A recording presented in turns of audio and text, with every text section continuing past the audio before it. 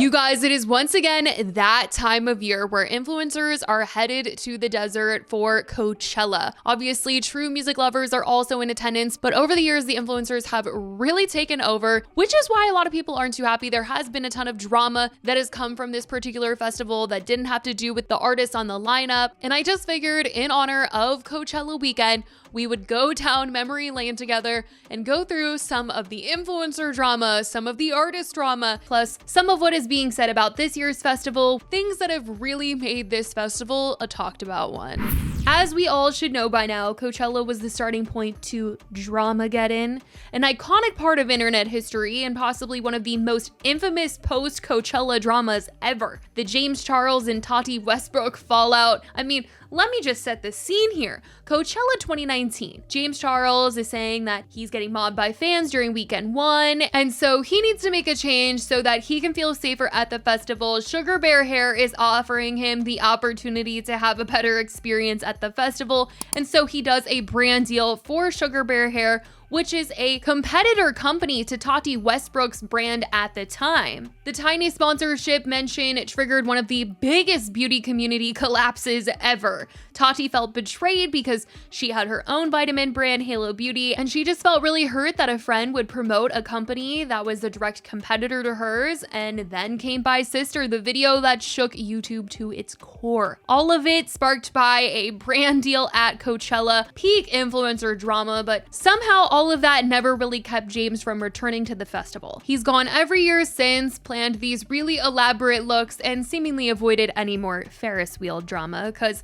that was also something that went around about James and Coachella, was a photo of someone doing a little something on the Ferris wheel, and someone said that it looked like James Charles on his knees, but it wasn't. But it became a whole joke, and to this day, people still make references to it. Last year, someone posted a photo of the wheel and said, trying to spot James Charles at Coachella. Something else that's really been talked about over the years in regards to Coachella drama is the Revolve Festival. Revolve Festival is an exclusive invite-only event hosted by Revolve, a fashion retailer known for its influencer-driven marketing strategies. Now, this started in 2015, and it happens at the same time as Coachella, offering attendees performances by big-name artists, carnival rides, various brand sponsorship activations, and over the years, it has attracted a ton of celebrities, a ton of influencers, and it's gotten bigger and bigger.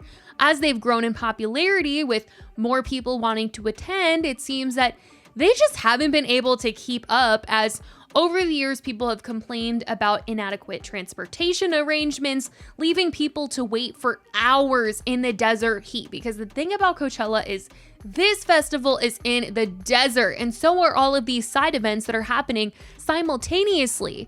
And with Revolve Festival, people have complained over the years about, waiting all this time and not even getting into Revolve Festival. Then they miss actual Coachella, and they just are not happy. And that they are prioritizing the celebrities and the bigger name influencers and getting them in, and not really allegedly caring about the other attendees as much, which is obviously really frustrating to people. And also a big conversation, as people just don't like that this has become an influencer festival at the same time as a music festival, but it has been. That is really what it's become. It's become a big way that brands and different companies can capitalize on Coachella, and it became this whole big marketing thing. But in terms of Revolve, they've not got the best reputation when it comes to Coachella, and maybe it has to do with why they seem to have scaled back the event. Last year, the festival announced that they were doing it only for one day,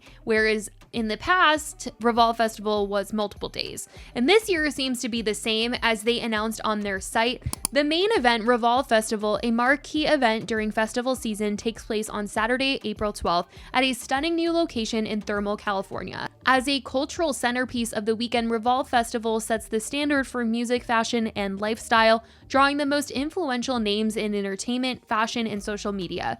This year's theme, Desert Mirage, comes to life through captivating visual elements and striking design, creating an experience like no other. The day will feature a lineup of must-see performances, dynamic brand activations, and exclusive experiences that define the pinnacle of festival culture. And hopefully this one-day event doesn't turn into a total disaster and there isn't any drama that comes from it, because I feel like they're always just every year there's something about Revolve. And last year, they got into some drama, not just because, people have said that the event was messy or chaotic or unorganized and things like that, but because of a collab that they did. Last year, they collabed with the brand Pizza Slime to throw an after party that a ton of celebrities attended. And influencer Reagan Kersey made a TikTok revealing that attendees were divided into two lines based on their social media following.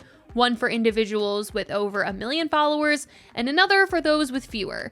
Despite having over 4 million followers, she expressed discomfort with the exclusivity and she decided to leave the party. I am leaving the after party because of this sign. Over 1 million followers, enter here. Under 1 million followers, enter here. That's so weird to me. Like, what? Like, I get like exclusivity and shit, but like we're not celebs. Normal ass people. I don't know. That was really weird to me. I'm leaving. I'm probably never gonna get invited to any of their parties now, but see y'all when I make it home.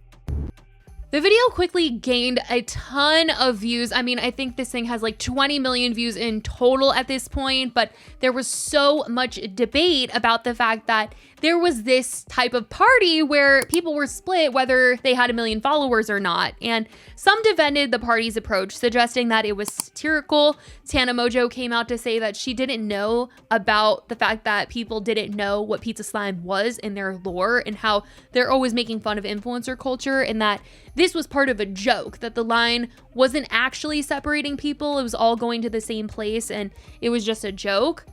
I just millennial paused. Is everyone not aware of Pizza Slime's lore? Like Pizza Slime, the brand, and like all of their stuff is like super kidding like that. Like if you know Pizza Slime, you know that is just a joke and almost making fun of the fact that influencer culture and Coachella culture is really like that, right? But it is such an interesting collab for Revolve. Now I'm going all girl boss town on you and I don't need to be. Like Revolve's brand is almost what Pizza Slime is kind of making fun of there, but maybe that's why they did it then, because it kind of like, I was about to say humanizes Revolve. Like, turn your phone off, Tana. It's time to go to bed. This also isn't the canceled podcast. Stop talking. But I was just really surprised to know that many people were not aware of Pizza Slime's shtick. In response, Pizza Slime responded to Reagan saying, "So apparently we're going viral again because of some signs. We feel like this more controversial bathroom sign should enter the conversation." And then they included a picture of one of their signs that says where the bathroom is, and it says pee pee poo poo, which is so unserious.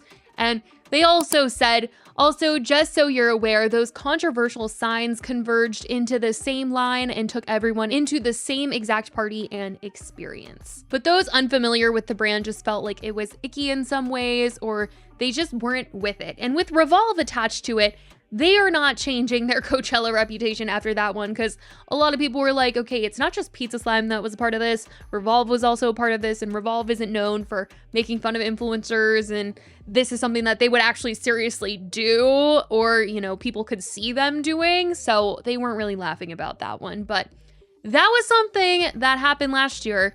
Speaking of Tana, though, since she was brought up in that story, she also has an iconic Coachella moment where this iconic photo of her came from. In April 2017, Tana got arrested at Coachella for underage drinking. She was 18 at the time, and she said that she was in the VIP area. A bartender who was a fan gave her and her friends drinks.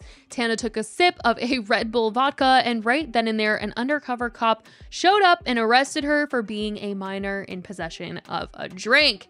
She was handcuffed, detained, and cited, and of course, she tweeted about the whole thing saying, "I just got arrested, detained, and cited. A ticket at Coachella for something I didn't do. Paparazzi took my pics in handcuffs. Stay tuned." Later, Tana leaned into the moment by selling merch with her mugshot on it, which she claimed made her thousands and thousands of dollars. And she also has the arrest story time up on her channel, which will honestly go down in YouTube history books. Now, As for some of the other big, memorable Coachella dramas, we should talk about how the internet was absolutely spiraling over some cancellations of the lineup, especially when Kanye West had a falling out with the festival. So back in 2022, Kanye was announced as a Coachella headliner, which, with the way that he's so unpredictable, I don't know why they thought that this was the move in any way, but before we even get to this part where he drops out, we need to rewind back to 2019 when he did perform, but in true Kanye fashion, he did it his way. He was originally set to headline in 2019, but ended up pulling out that year because the Coachella team wouldn't build him a giant dome in the middle of the festival ground for his set. He wanted something that was special. They couldn't make it happen, so he was literally like, I'm done. Like, it's not happening anymore. I'm not doing Coachella. So instead of a regular set, Kanye suddenly changed his mind. He was like, you know what, I'll actually do Coachella, but it's gonna be weekend 2 only. It's gonna be Easter Sunday for a special Sunday service performance. He performed on a hill at the festival with a gospel choir, live band, and the audience that was standing around him in a circle formation. The whole thing was very Kanye, is what I'll say, and fans were kind of complaining about how it was almost impossible to see anything if you weren't in the immediate circle around the hill. And don't even get me started on the live stream. I mean, you guys, it was a tiny circle and you could barely see what the heck was going on. Still, you know, despite the fact that this happened, fast forward to 2022, he's booked as a headliner again. And then about a month before the festival, what does he do? He drops out. Coachella is then left scrambling, and The Weeknd and Swedish House Mafia step in to replace him last minute. And speaking of replacements, let's talk about Frank Ocean, because this was supposed to be a huge moment for Frank Ocean back in 2023. I mean, this was going to be his first live performance in years, and he was originally scheduled for Coachella 2020 before that was canceled because of the pandemic, and then he was rebooked for 2023. It became one of the most anticipated performances ever. So when weekend 1 finally came, oh wow, people were excited. The crowd was packed. You guys, I've never seen so many people at the main stage of Coachella. It just felt like the entire festival went to this one stage when there's literally so many stages at Coachella. It feels like there's like 10 stages at Coachella, but everyone was crowding around the main stage because they wanted to see this performance by Frank Ocean. Everyone was so excited. And I remember sitting there and everyone was just looking at the time like, when is this guy going to come on? It's Sunday, there's a curfew, it's earlier on Sunday, and everyone's looking around just like, all right, like when are we packing this thing up? Are they gonna say he's not coming out at all? Like, what is going on? But he ended up coming out over an hour late. And when he did perform, the setup was bizarre. He was like facing away from the audience half the time. I didn't even know if he was really on the stage, to be honest. I was like, is that a video they're playing? Because I can't even see anything. The visuals were unclear, and you could just tell that something wasn't going to plan. He only performed a few songs fully, and the rest were either remixes or cut short, or the camera wasn't even on him, and someone else was doing something. Then the show just abruptly ended as he said that there was a curfew. They told us curfew, so that's the end of the show. Thank you so much. And the fans, they were livid. Later it came out that the entire production had been changed last minute because Frank allegedly injured his ankle during rehearsals. He had reportedly planned this huge ice rink stage setup with skaters and everything, but scrapped the whole thing just days before the show. So all that build up for basically a half performance. People were genuinely upset, especially because some had flown out just for him. And then to make things worse, Frank canceled weekend 2 altogether. No makeup performance, just done. I do know some people who enjoyed the performance by Frank, but for the most part, fans were left just feeling very disappointed, especially in the cancellation of weekend 2. Last year didn't seem like much of a redemption though, as the festival saw some of the lowest ticket sales in years. And I know they tried to redeem themselves this year by giving them a longer period of time, it seemed, to try and sell tickets because they announced the lineup way earlier than normal. I believe they announced it in November, and usually they announce it in January, just leaving people with a couple of days to decide whether they want to go. And it usually always sells out, but this year it was a slow roll and there's still tickets available. But I will say that last year was a pretty drama-free year, aside from the events as we talked about Revolve and the whole pizza slime situation. But other than that, there wasn't any crazy cancellations. So hopefully this year it remains the same, with Lady Gaga, Green Day, and Post Malone headlining. Travis Scott is also returning to the desert. I guess we'll see how that goes. Hopefully it's drama-free. So yeah, while Coachella is about the music, sure, it's also about the mess. And every year, like clockwork, we get another saga. And I cannot wait to see what 2025 brings. Will someone debut a new relationship? Will a TikTok scandal go down on the Ferris wheel? I'll be right here to break it all down when it happens, because there's always something. I mean, even if it isn't drama, like remember that whole Camila Cabello and Shawn Mendes situation at Coachella when they got back together, it seemed, and then that also sparked conversation with Sabrina Carpenter writing songs about that moment, because she was apparently with Shawn Mendes at the time that he was going to the desert to see Camila Cabello. Like, I mean, oh my gosh, you guys. There's always something, I'm telling you. Coachella is a point of drama, no matter what. But we will just see what goes down this year. Let me know what you guys think about all the drama from Coachella's past, and if you guys are going to be attending the festival, or if you're going to be watching the live streams, any guests you think that will be brought out. I love you guys so much, and I will talk to you in the next video. Bye, guys.